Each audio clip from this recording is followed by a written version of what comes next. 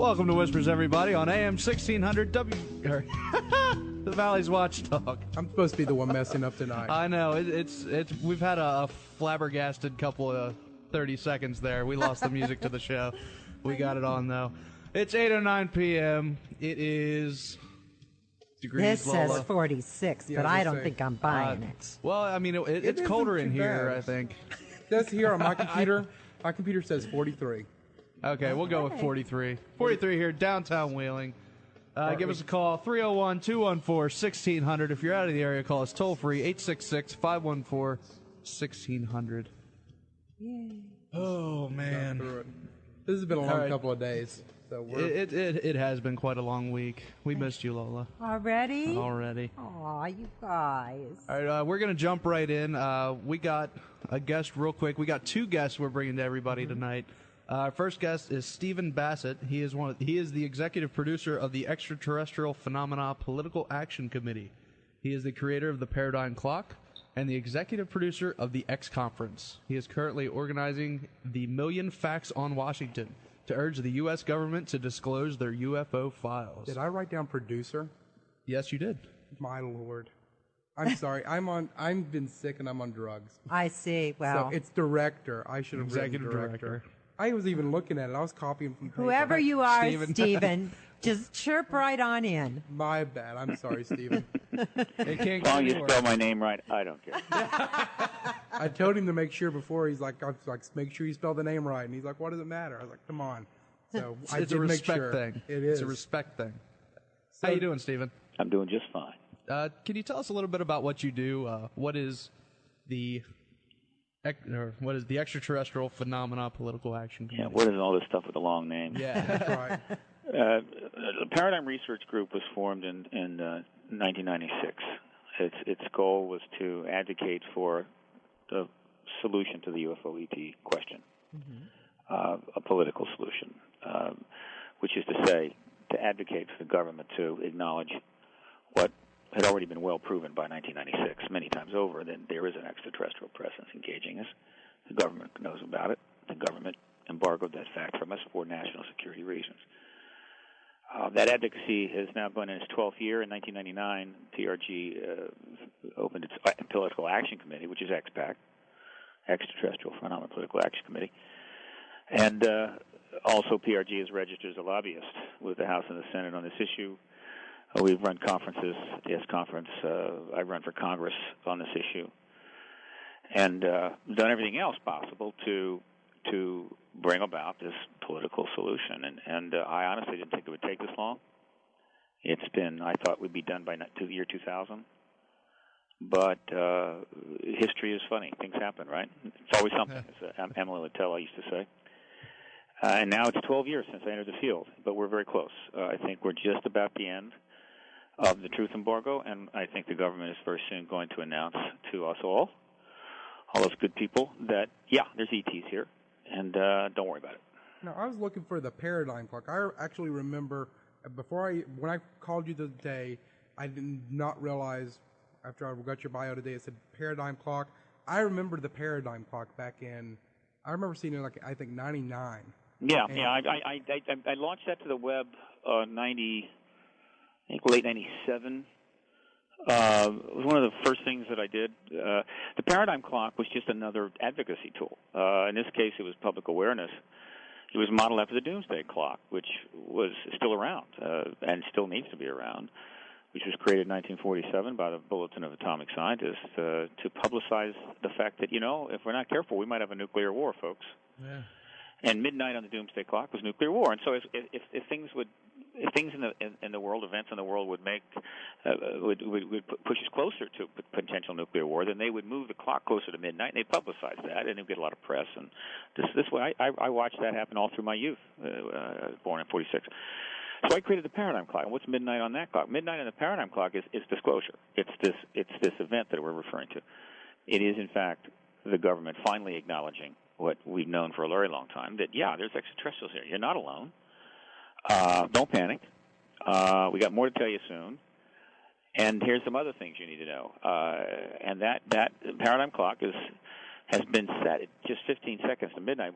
Between 97 and 2005, it had changed a number of times, moving forward, moving back. But I set it at 15 seconds to midnight approximately 2 years ago because I knew that we were just there. We were right on the edge of disclosure. Now, do you feel that we're getting closer? Like, do you think that they're slowly starting to release things? Do you feel that we're getting to that point right now? It's not quite that. The pressure on the United States to end the truth embargo is mounted and is growing daily.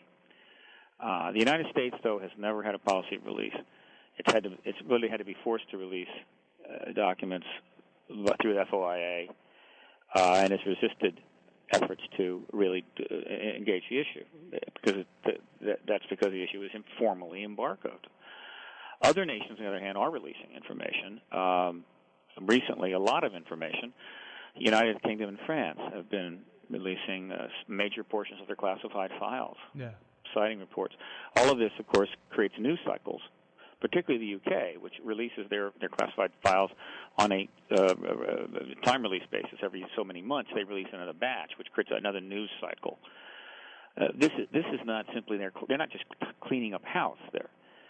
France is doing the same thing. What France and UK are doing are saying, look, we sort of agreed many years ago that you would lead on this issue, that you would decide when to tell the world's people. We've deferred to you that. We owed you because of the Cold War and because of World War II, but we're no longer willing to wait any longer. So if you don't disclose, we're going to. Stephen, yeah. Oh, I'm sorry. Go ahead. Do you think the Obama administration will be far more sympathetic toward this or far more open? It's much more than that. I think the first time disclosure was probably scheduled to happen after it was really possible, which was the Cold War ended. Until the Cold War ended, it was not going to be a disclosure of the EP presence. I think most people could figure that out on their own. Yeah. Would have been the first year of George H.W. Bush's second term. The Cold War ended in the middle of his term.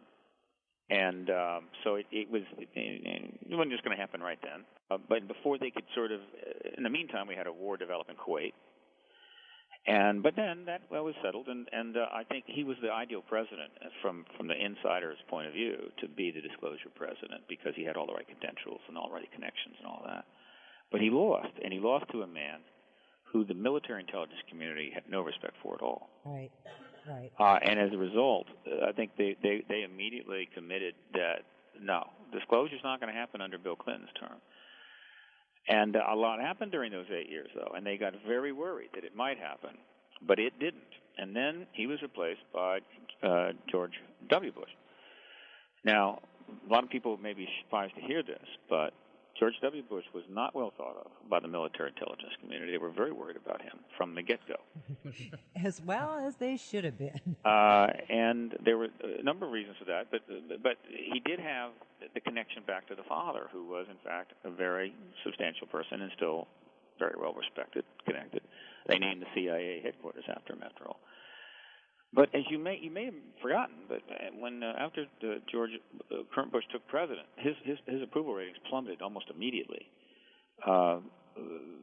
primarily for the fact that he pulled us out of a lot of treaties and was just doing things that were upsetting a lot of people, and so his approval ratings were poor. So that didn't help. But nevertheless, I mean, those ratings can come up. Well, they did come up because of 9/11. 9/11 starts the whole war on terror. Right. No ball game. And more importantly, when he makes the decision to go into Iraq, one of the people that was opposed to that was his father. Really? Who went to some lengths to try to convince him, don't do that. Mostly by sending his surrogates out to write editorials and what have you. But he wouldn't listen to him.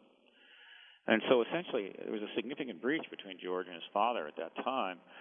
So essentially, that was the last, I think, a piece of the puzzle for the inside people. They were not going to, George Bush was not going to be the disclosure president. So now another 8 years goes by. It's now 17 years since the Cold War ended. Witnesses have been coming forward, witnesses testifying to extraordinary events and evidence, books being published, documentaries all over the place, internet sites by the tens of thousands, documents being dumped in various countries. The Vatican is talking about extraterrestrials. No problem. They're our brothers. So, I mean, the pressure is building. And then we have the new change of administration. And in a sense, all of the stars have aligned here. First of all, I believe the Democrats planned to disclose. This was the second opportunity in in 2005 because they expected to win that election under Albert Gore, who would have been perfectly fine with the military intelligence community's disclosure president. Yeah. He was well respected. His key issues while he was in the Senate, which he was an expert on, were nuclear proliferation and nuclear arms. And it was the anticipation of this that John Podesta, who had been involved in the ET issue while in the Bush administration, in the Clinton administration, because of the Rockefeller Initiative, went public with his desire to see all the records dumped out of released from the government. He did that in 2002, 2003 as part of the creation of the Coalition for Freedom of Information. So John Podesta basically came out of the closet on this issue, publicly, on camera. And if you just go to the internet and Google John Podesta UFO, boom, there it is. Meanwhile, Hillary Clinton watched the Rockefeller Initiative take place and was connected to the issue through that and actually helped with that initiative to some degree. And if you want to check on that, Google Hillary Clinton UFO. Now, do you think Barack then will be the guy, or do you think we missed out? No, we haven't missed out at all. John, and Bill Richardson came publicly out on the issue in 2004 in a foreword to the Roswell Dig Diaries. So these are key players in the Democratic Party, major players in the Democratic Party that are connected to the issue. It's 2004, but they lose. Well, we have only a couple more minutes. Can you let us know very briefly about the Million Facts on Washington? Okay. I've linked that up on our website. And sure. Okay, go ahead. The upshot is simple. All right. All of these people that were connected to the issue, Barack Obama runs for president on change, on transparency, on open government, right? And all of these people have been brought directly into major positions. John Podesta is made the head of the transition team. Hillary Clinton is made Secretary of State. Bill Richardson was just appointed Secretary of Commerce. The Democrats have made the decision to disclose next year. They've got the right people in place.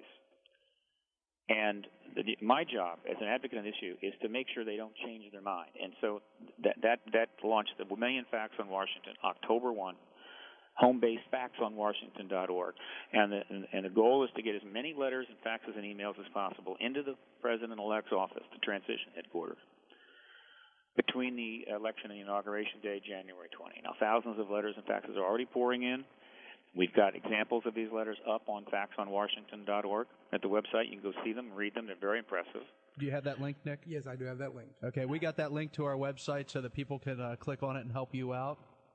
But send a letter, send a fax. If you want the truth about this and you want it next spring, you want it early on in this administration, I think the window is open. But just in case somebody tries to close it, send them a message. Make it clear that you're ready for the truth. You can handle the truth. And that's what this Million Facts on Washington program is about. And, again, I'm very optimistic. I think we're just about to the end of the race here. And we're going to know about the ET presence sometime in the spring of next year, early next year. Well, I'm going to give you a call, and I'd like to have you back on maybe in February or March. That way we can talk and see kind of the status of what's happening. All right? I'd be happy to come back and we can all talk about it, for sure. That'd be awesome. Stephen, thank you very much. You're welcome. Stephen Bassett from the Extraterrestrial Phenomenon Political Action Committee. Thank you, Stephen. You're welcome. Bye-bye. We're going to take a break real quick on Whispers. We'll be right back with Scott Nicholson. Give us a call, 304-214-1600, out of the area, 866-514-1600.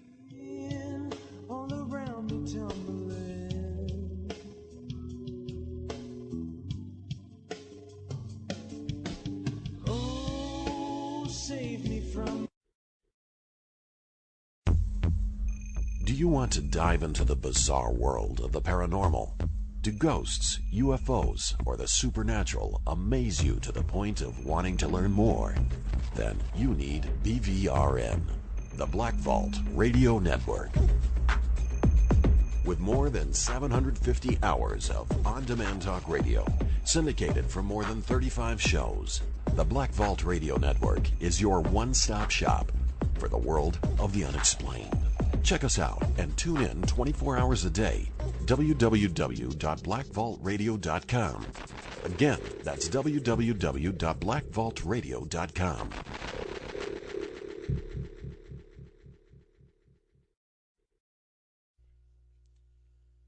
Over recent years, the traditional office has become more of a touchpad than a daily destination.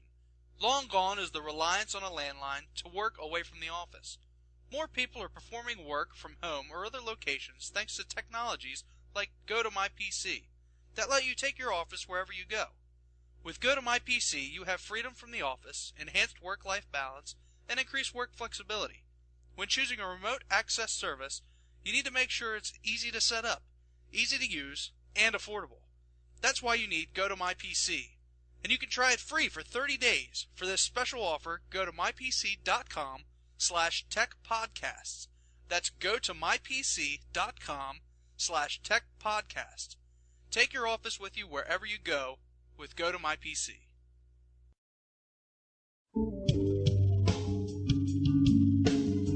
Welcome back to Whispers, everybody. It is 8:25 p.m., 8:26 now.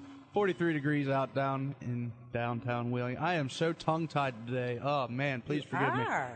I don't know what my problem is. It's all that turkey. You're still living on the tryptophan. I'm still in my turkey-induced coma. Yes. And I'm glad I didn't get abducted, as we discussed before in my weaker state. Yes, I was very careful. My oven didn't work correctly, so it took me 6 hours to cook a 12-pound turkey. Wow. Jeez.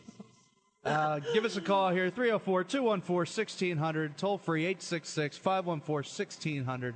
Our guest with us now is Scott Nicholson. He is a horror author, a novelist from North Carolina.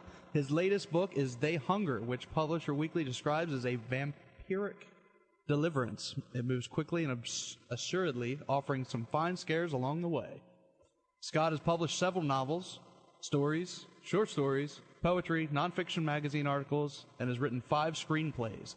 As a newspaper reporter, he's won 3 of North Carolina's Press Association Awards, and he is You are having a hard He's time. had the usual collection of odd jobs: a dishwasher, carpenter, painter, musician, baseball card dealer, and a radio announcer. Yes, Maybe you can that give me is some the tips oddest right there. Maybe you can give me some tips on how to fix my brain right Unfix now. his tongue.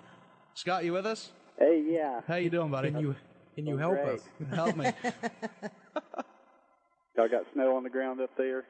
No, we don't. We did last week. It was actually last Tuesday we had our show, and we barely made it to the station because it was horrible. Roads were closing down. It was rain or ice everywhere. Yeah. First road we went on, we had 2 people wrecked on the side of the road that we had to stop and help, and then we turned around the next way and tried to go that way. So it was bad. How about you? Yeah, a little bit on the ground now. Good excuse to stay home, but Stay in home. radio you got to be there. Yeah. Oh, at least, if you're staying home, you can read a good book. Hopefully we'll have some snow. People can buy your book and curl up beside the fire, and Among other things. among other things. So tell us about your newest book, Scott. Well, the latest one out is They Hunger. It is a kind of a gorge story. It's set in all my works, all my novels are set in the southern Appalachian Mountains, and a lot of mountain folklore I use in my books. In fact, I have a short story of a great book called Legends of the Mountain State, based on West Virginia legends, put together by Michael Nost, and it's got some good folklore based on real West Virginia folklore. Just turn them into fictional stories, and that's kind of what I do. I take local haunted legends for the most part and turn them into stories. They Hunger, I was camping in the Linville Gorge, which is a national park, about 13 miles of white water, kind of treacherous kayaking, and I wasn't really kayaking, I was just camping, but I imagined these creatures. There's real high cliffs where the water's cut through this mountain valley, and just imagine these creatures coming down. It started out with a sound effect like squeak, and then you don't know what it is, like an overgrown mosquito or something. They come down. I wanted to have them like my editors kind of wanted a vampire book, and I knew they were going to put two fangs on it, but I wanted to create a new creature. It had it was like a can opener. It just had one big fang right in the middle and would open you up like a can of V8, but it didn't really work out that way. Maybe a straw. So they aren't really vampires. They're more like hillbilly chupacabra. That's an image that'll be hard to get out of my mind. I know it. I know it. But I also do some paranormal stuff. I've recently got into that. So Well, you just had a paranormal conference. I have that written down here. Green Park Paranormal Conference. I was watching your video before we went on the air. Did you guys find anything there? That was November 20 through the 23rd, something like that? yeah, weekend before Thanksgiving. It's because I mine the local haunted places and local folklore. Every haunted church or house I can find, I turn it into a story. But this one I kind of had my eye on. Went on my first ever ghost hunt last November as a reporter. I was just kind of covering it, so I was just along for the ride. Just, of course, naturally being demented and into all this weird stuff. Like I can't miss it. And then the first thing I thought was like, these ghost hunters are crazy. This is wonderful. I got to get into this. So it's almost like I was as fascinated with the psychology of the hunters as I was with any phenomenon that might be there. And after the inn was pretty empty then, and at that time I was thinking, a few weeks later, I was thinking, what if you filled up a whole hotel with ghost hunters?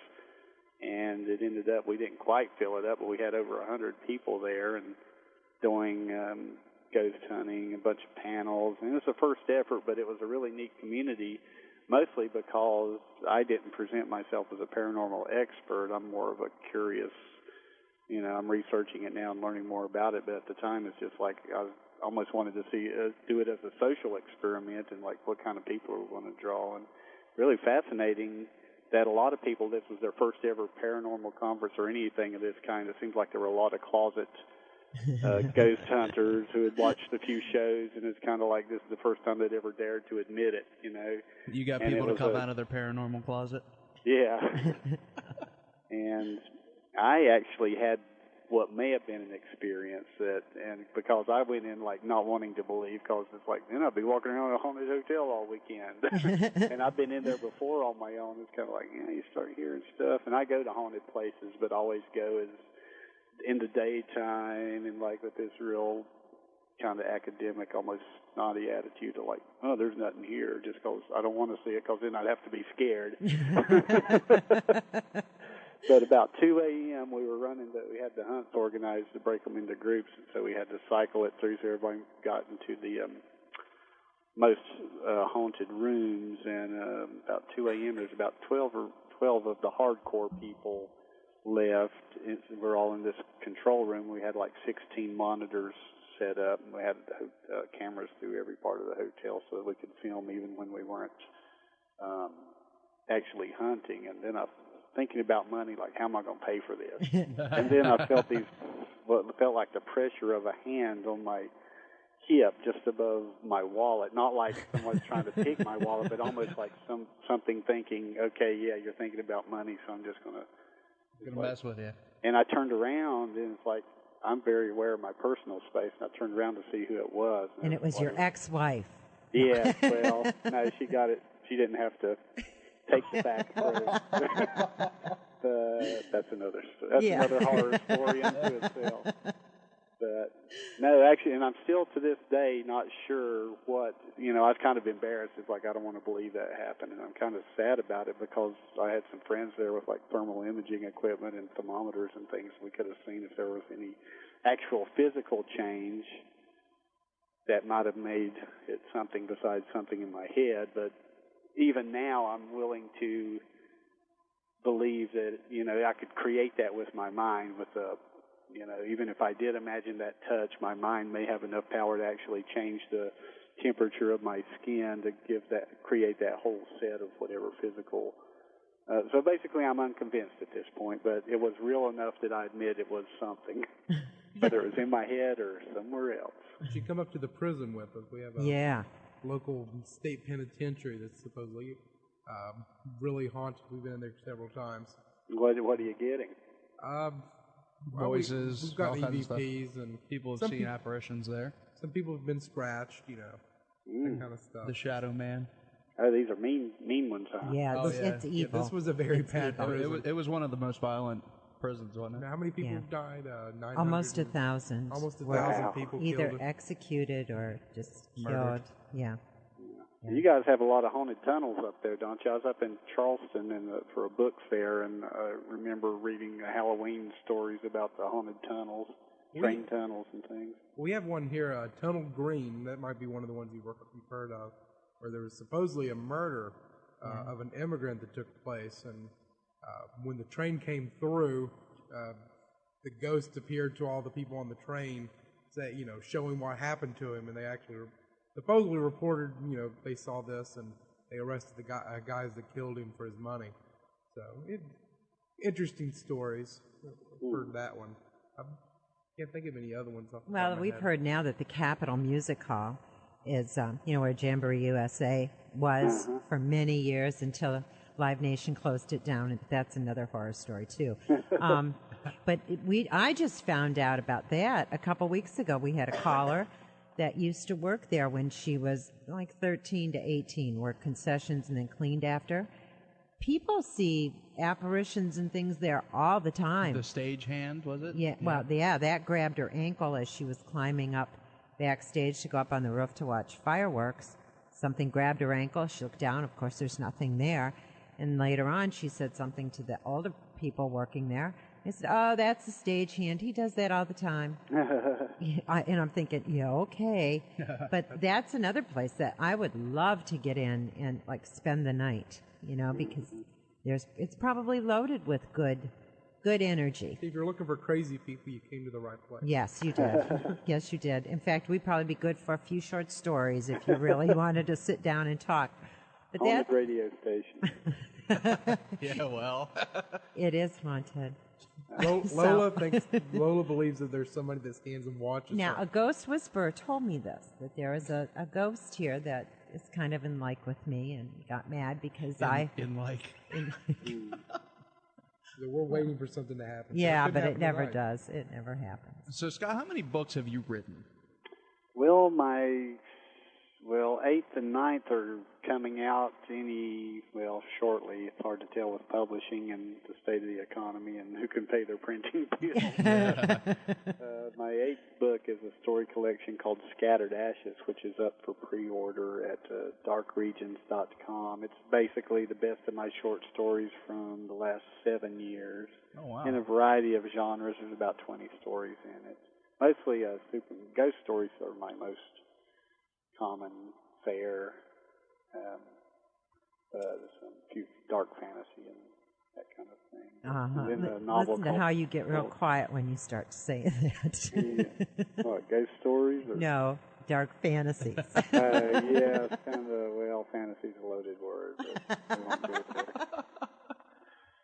This show does come with a warning, so Yes, it does. thank you. As long as you don't say George Carlin's 7 dirty words, I think we'll be Yes, okay. we're good. I have a button I can push if need be. So. He's got his hand above the button now. Well, if you've worked in radio, you know all about George Carlin's 7 words. Yeah.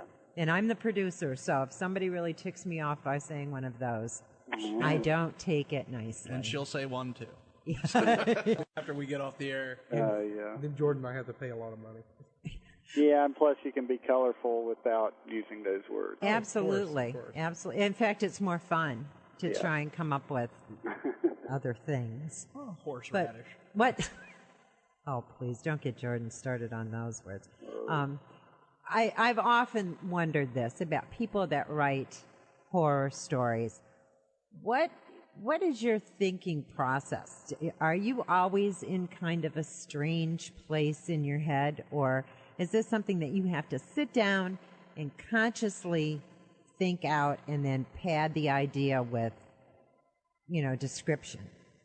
I don't know. I feel like for me it's totally subconscious. I don't hardly ever drive around thinking about whatever I'm working on. It's more like I turn on the computer, sit at it, and get lost in the world. And it's almost like automatic writing or ghosts, somebody whispering in my ear these stories. And I don't outline or anything. It's kind of like sometimes I'm surprised at what's happening.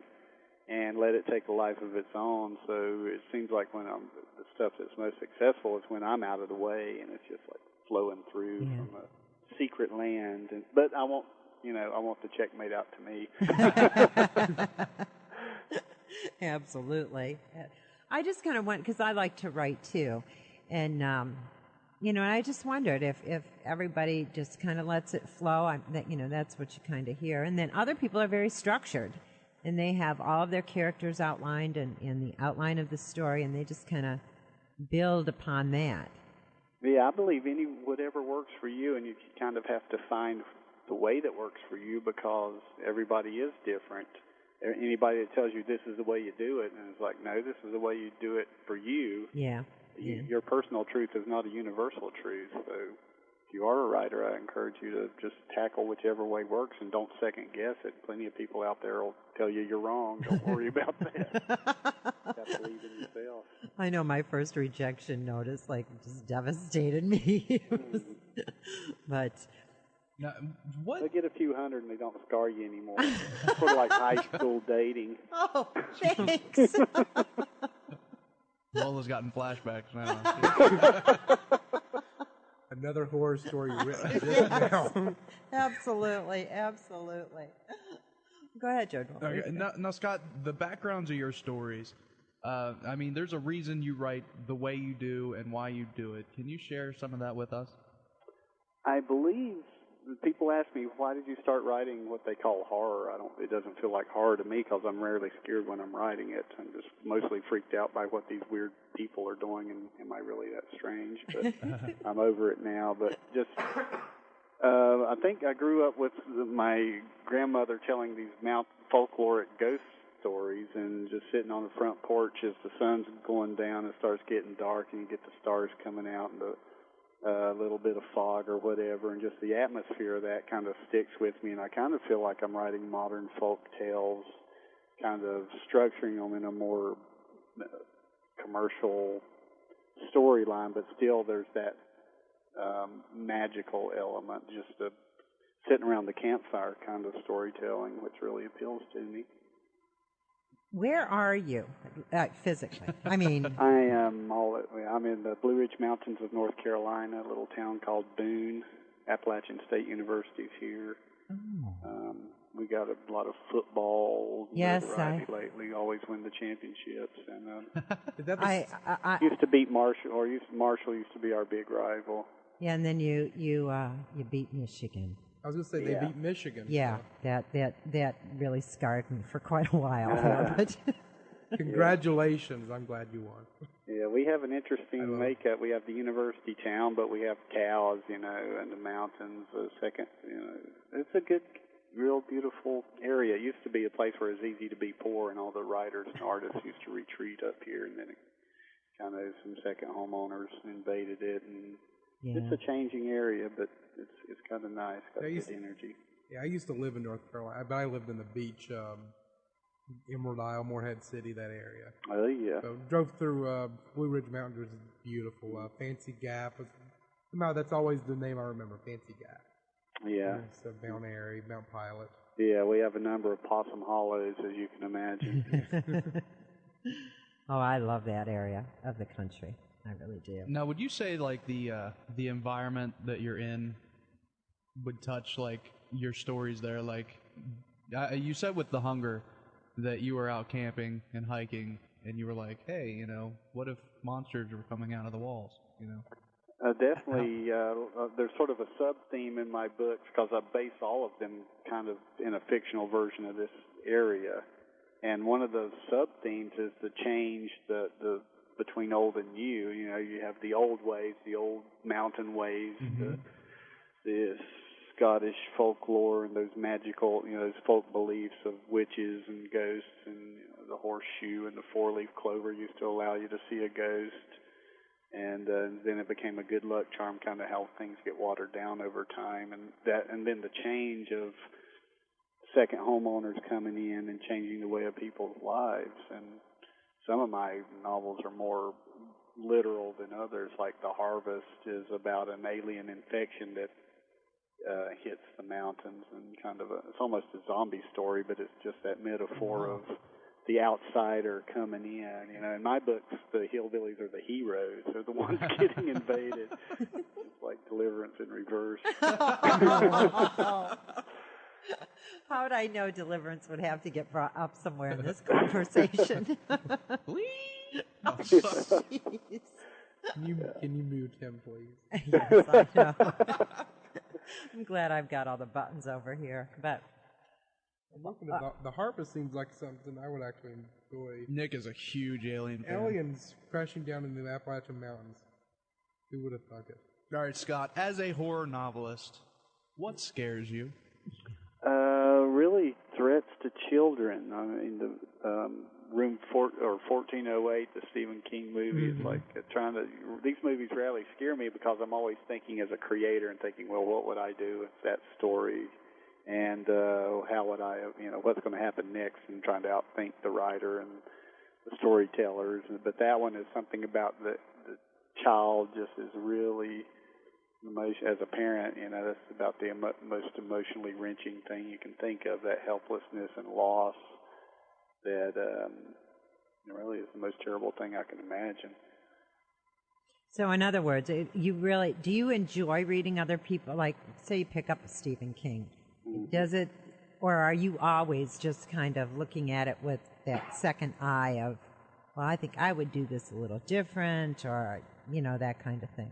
When it's really good, I just get lost in it, just like whether I'm writing or not that my writing's really good, but just getting lost in a story, whether I'm the one telling it or I'm reading someone else's, and just get transported. That's really the experience I think we're all seeking when we go to entertainment and escape. We want to be swept away. You go into the movie, you want to, when I forget that I'm watching a movie, that's when I go, this is a good movie. Yep. But if it's a bad book, I know it's like torture to keep reading it. But I never put a book down without finishing it. I just have this thing, and I do. I'm so merciless with I used books. to do that, and then I hit 40, and it's like, life's too short. to waste on There's bad always literature, another I good know. book out there. All right, here's another question I got for you. When you write, do you write yourself into your stories? Because I noticed, like, in The Hunger, the main character, I think he's hilarious. Just his attitude and everything. Because you sent me that book. I loved it. Are you done with it? Can I borrow it? He came and read like the first chapter to me. Yeah, I as soon as I got it, I went to Nick's house and read him out loud, and I was like, "Listen to this guy, it's awesome." I was like, I'll read it myself. I don't want to go to bed. So, do you write? Is that you? Like, would you write yourself into the book, or? I believe all those characters are some extension. At some level, you have to get into the heads of these people and kind of own them, and that's one of the fun things of it, is a multiple personality disorder that is kind of healthy, I guess. It doesn't hurt anybody. But some characters are more autobiographical than others. A lot of especially my 13, 14-year-old characters, I use a lot, or kind of the way I was at that age, and dealing with those issues of especially religious faith. And when you get to that point where grown-ups have told you something all your life, but then you realize, gee, they're just grown-ups telling me stuff. I've got to, who believes them? Who can trust them? I got to figure this out on my own. And that's when, what's sad is, I don't know, it's kind of a commentary on my life, I guess, but the evil, dirty-minded, kind of sinister characters are the most fun to write. Maybe they're the closest to me, or maybe that's how I've lived myself. People who write serial killers in fiction will never kill anybody. Well, that's true. That's true. Well, let's hope not. What I've enjoyed most about your website, because I've been going through it, are the pictures you take. So far, I've seen this farmer picture. I know it. They're hilarious. And the vampire one where you're in the casket. Oh, yeah. It seems like you have a lot of fun with this stuff. Yeah, I used to do a David Bowie thing where at hauntedcomputer.com I'd put up every book. I'd have a different character. And funny about that creepy hillbilly dude, somebody emailed me and said, "Man, where'd you ever find that old creepy hillbilly?" Well, that's very much the way I am. I'm a gardener and I keep goats, and I just live out in the country. Yeah. So you fear the chupacabra? Chupacabra. Chupacabra. I can't say that right. So you fear the chupacabra, the goat sucker. Yeah. I watch out for protecting my goats. I think I am a goat who just can't fence me in. I had a goat that actually ate, the paper license plates you get on the car. Yeah. Well, I drove over to my wife's house and she had a goat, and I park out. This is when we were dating. Park outside, and next thing you know, I hear someone scream, "Nick!" And I run out. The goat ate the plate off of my car. It was licking the salt off of my car because it was during the winter. So I had these lick marks all over my car. The plate's gone. You're lucky it didn't eat your car. I think he was going to start trying. We had to rush it away. Yeah. Goats keep eating. Put a metal tag on there and you got your instant car wash. They might lick they'll climb up on your car too, like to look around. This should be your next book. Some goats start going crazy. Like Planet Yeah, of I've got the that Apes, in but- my book, The Farm. I've got The Farm? meat-eating goats. So. Eating goats. Oh God. Jeez, get with it, Nick. I'm looking at the farm right now, and now I got to find this. Now, did I hear the boys say that you have written screenplays too? Yeah, I've got 6 now. 4 of them adapted from my book, and I just now started looking for an agent, so they haven't really been out. One of my books is getting optioned for movie development. I don't know if I'll write that script or not, but it's just another form of storytelling. And you talk about being in my books. I'm actually a narrator I'm actually in my own comic book series. Nice. We're developing that. It's called Dirt, and it's basically adapted short stories into a graphic novel or graphic short stories and fill up the comic books. And I'm working with some Brazilian artists. It's hilarious because their English isn't too good, and I have to I was trying to explain there's a redneck character, and it said, "What's a redneck?" So I sent him a picture of a hunter with in a baseball cap with beer in the back of the pickup. He had a deer with a big rack, rack of antlers, and the guy wrote back and says, "So which one's the redneck? Is that the animal?" So it's like, Yeah. not everybody knows about this.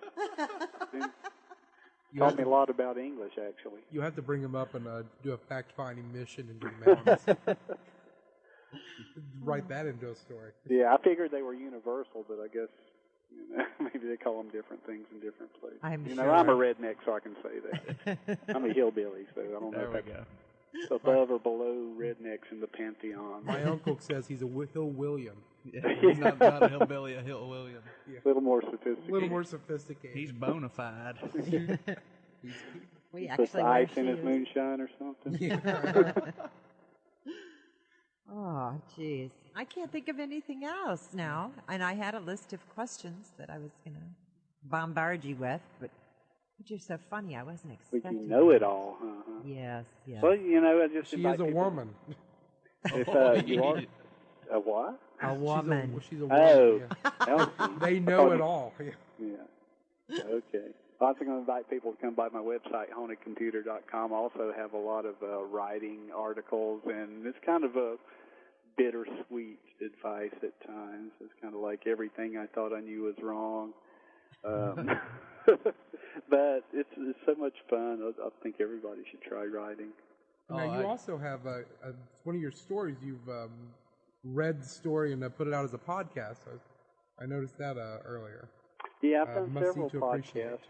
I think it's I just signed a deal with a company in the United Kingdom to do a lot of audio, and they're going to try and put them on BBC and that kind of thing. But it's kind of interesting to hear my Appalachian stories read by British announcers.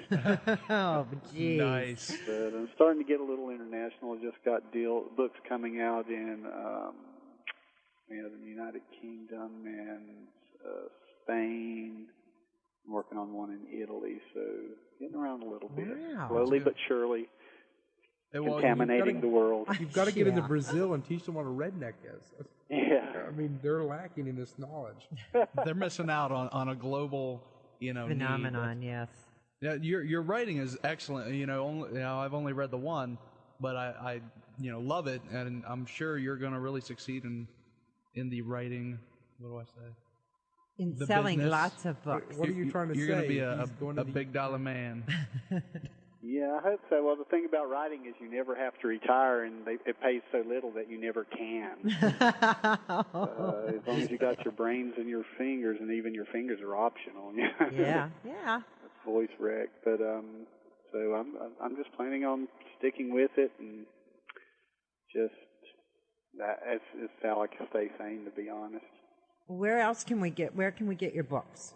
Well, Amazon has most of them. A lot of them are out of print, but you can find them around eBay, all those kind of places. Just they're not hard to find if you got the wheel. I sell some directly to my site. If anybody wants to find ones, they can come to hauntedcomputer.com and scrounge around. I've linked them all up on our website. I've even got the Good. pictures Great, of them. thanks. So, if you're interested in finding one of Scott's books, we got them all. We will promote you. We like Yes. what you do and who you are. So we're definitely going to start promoting you. Come on up sometime. You can take Yeah, a look I've at been our up that way. ghosties. Where's Wheeling in relation to Charleston? It's still north. Keep going north. Yes. You know where that I didn't little think there was any north. Yes. Charleston, yeah. that little spit of West Virginia that comes up between Ohio and Pennsylvania? We're in there. We're 45 miles west of Pittsburgh. It's really easy to find. We're right on I-70. We're we're kind of between Columbus and Pittsburgh. We're in the northern panhandle. Panhandle, I almost yeah. went with a little twang there. No, it's Panhandle. Panhandle. All right, So, Scott, thank you very much. We're definitely going to keep in contact with you. Yes, And, this has been a lot of fun. Yeah, Thank you. I'm glad I discovered your show. Sounds like y'all cover the kind of stuff I need to be hearing. Oh, well, geez, check out our website where we have books from the latest author, Scott Nicholson. Yeah. You can check him out I if you think like you'd him. like him. Yeah. You guys got something in common. he has goats. Yeah, it's all about the guys. They gotta eat be people. fed. All right, so have a Can't good one, sell the Scott. goods, Thank They'll you. eat them. They'll eat them. Thank you very much for joining us tonight. Yes, and we'll, thanks. like I said, definitely we'll be keeping in contact with you. Yeah, thanks for a fun evening, guys. Talk Hey, to you soon. Have a good Okay, one. bye-bye. I like him. Oh, is he funny? That's fun. I got on his website today. Yeah? I saw I that thought you were going to go somewhere else. I thought you were was like, waiting hey. for Ha ha ha. I was waiting for a told you. story. Oh, that's it? You just got... No, I just got on You his learned how to web- use Firefox. Yay. I'm going to pound you. Well, Yeah, he really was I am in funny. an antagonistic mood. So. I guess so, after you choked it half to death. Are you okay? Is that the sickness? The choke? What? When you... you're hacking and coughing. Yeah. My hacking and coughing. I have not slept really that much since Friday. I've been getting, doing finals at school and everything. And plus I'm sick. So it's just kind of keeps perpetuating. I told him out here, I said, please don't do that on the air. He's like, but I'm dying. Because he's making fun of my cough, and I'm like, I don't cough normally like this. This is my death roast. Oh, nice. I told him at Walmart earlier. I said I'm probably going to cough, and I'll throw myself backwards, hit the wall. So You'll the have big to call- alien's going to pop out of him and start Yeah. dancing. It'd be alien in here. It happens. Yeah, too often. All right, Nikki, who do we got next week? We have Dr. Lynn Kitty. I'm hoping I'm saying her name right. Yeah, it's Lynn Kitty. She is, I don't know if you've heard, in Arizona there was something called the Phoenix Lights. And that was a huge UFO that was sighted that just flew right across the state. It was Huge seen by amount of UFOs. it was like 10,000 people witnessed this. Yeah, it was just, not too long ago. Yeah, it was recent. Yeah. Well, this is the doctor that wrote the book, about the Phoenix Lights. She videotaped them, took pictures of them, Photographed. Yeah. photographed them. I was just starting to ignore that. Come on now. So, she's going to be on. She's going to share, her story, what she saw, how she dealt with. Because everybody saw this, thousands and thousands. What kind of doctor is she? Medical. Okay, so she, that to me is a valid. It's a valid doctorate. Well, yeah. Well, you get these other ones I have that to ask- have a doctor, but they're Well, not. what is not a valid doctorate? Let's begin. Okay, Doctor of ah. English, Doctor of Philosophy. I have a couple of doctors that I'd like to talk to you. I'm serious. You get I a know, doctorate I'm and all kinds sorry, of I'm stuff. sorry. But an MD, a medical doctor, or a I am doctor of actually kinda- osteopathy Here we is go. something that's a doctor.